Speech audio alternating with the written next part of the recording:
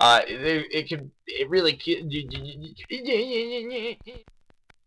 Greetings out there to everyone in Timmyland. Welcome back to the Daily Dizzle. It is Monday, November 28th, 2011. Tommy Dizzlemits himself, Tom Denardi, back here in the saddle. Hope you guys enjoyed your Thanksgiving weekend, whether you were pigging out on the turkey and all the leftovers, or catching the endless NCIS marathons on USA, which is never a bad thing. Hopefully you survived your Black Friday as well. Obviously, we haven't been too daily for like the last couple months.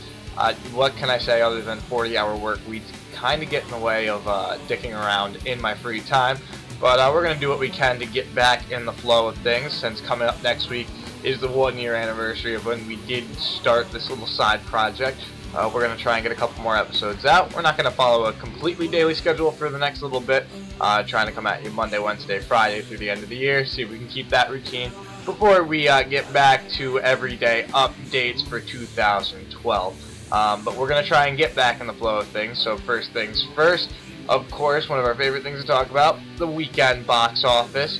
Thanksgiving weekend is always a lucrative time, and this year is no different. Holding on to the #1 spot from last week's opening is, of course, Twilight Breaking Dawn Part 1. Don't give a shit about the Twilight movies, but they're still very lucrative, as this weekend showed, taking in $42 million for the 3-day weekend. The 5-day numbers, since Wednesday and Thursday did act as extra holiday box office days where more people were able to go out to the movies than on a given weekday. If you look at the 5-day numbers, it ended up taking in $62.3 million, which is pretty epic. But if you're looking at the direct comparison of the last Twilight movie to come out in November and Thanksgiving time, Twilight New Moon, the numbers are down across the board, as Twilight New Moon took in $42.8 million for the 3 days and $66 million for the 5 days. However, that really doesn't say anything, considering Twilight Eclipse was actually one of the weaker openings for the weekend. That's because it opened during the week. Its box office was spread out across summer days, and that one ultimately ended up taking the highest grossing Twilight title. Now, Breaking Dawn Part 1 did have a nearly identical second weekend drop to New Moon, so if you're going to compare it off that, it might end up being not the highest grossing of the Twilight series, but will definitely surpass the gross of the first one. And in general, when you have a big movie like this that's split into 2 parts and is openly acknowledging it, like the last Harry Potter films, the part 1 of the finale does big business, but is not necessarily one of the strongest grossing of the series. If anything, it just kind of performs in line with expectations, which is still pocketing a lot of money for the studios. Opening at the #2 spot was probably my most anticipated movie of the holiday season. Of course, I'm talking about the Muppets. Opened almost $30 million for the 3-day weekend and took in $42.5 million since opening on Wednesday.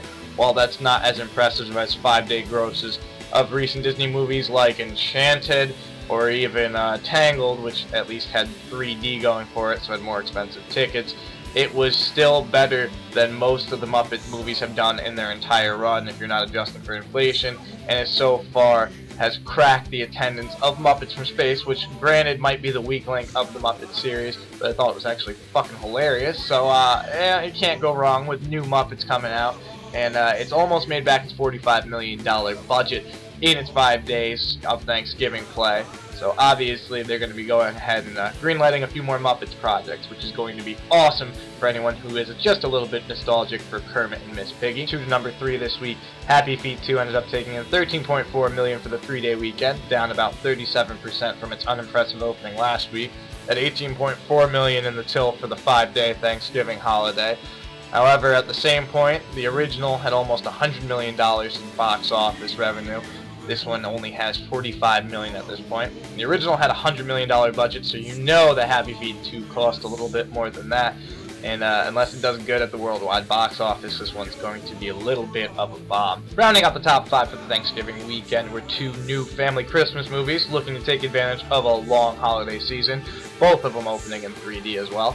#4, Arthur Christmas opened at $12.7 million for the 3-day weekend, taking in a total of $17 million since opening on Wednesday. Half of that amount was from the 3D showings. Despite the fact that it had the boost from 3D ticket sales, it ended up being the lowest grossing opening for an Aardman Animation release yet. Same company that did Chicken Run, which grossed over $100 million over a decade ago. It also did the Wallace and Gromit films, and most recently did Flushed Away. Used to be partnered up with DreamWorks, but after Flushed Away bombed royally during its holiday season, they kind of stopped working with that company, and now they're going with Sony, which handled the release of this one. A slightly more impressive debut at number 5 was Martin Scorsese's first 3D film, Hugo. It opened to $11.3 million for the 3-day weekend and $15 million since its Wednesday opening. Not huge numbers, but it is his third highest opening behind The Departed and Shutter Island, so definitely strong. And it wasn't playing at as many theaters, only about 1,200, and 75% of its box office did come from the 3D showings. So the push of Martin Scorsese experimenting with 3D for the first time definitely paid off, and in 2 weeks, if it plays very well, it will expand further. So that one might end up having longer legs than Arthur Christmas despite opening beneath it. But that'll do it for our roundup of the Thanksgiving weekend box office, and that'll do it for our time as well. Thank you for dealing with us as we get back into the rhythm of everything. Be sure to check back here on Wednesday. We'll round up whatever upcoming movie news and rumors we can, and see what other entertainment comes up as well. And Friday we'll be back for episode 100. We'll take a look at next weekend's box office, and hopefully from there the rhythm will keep going.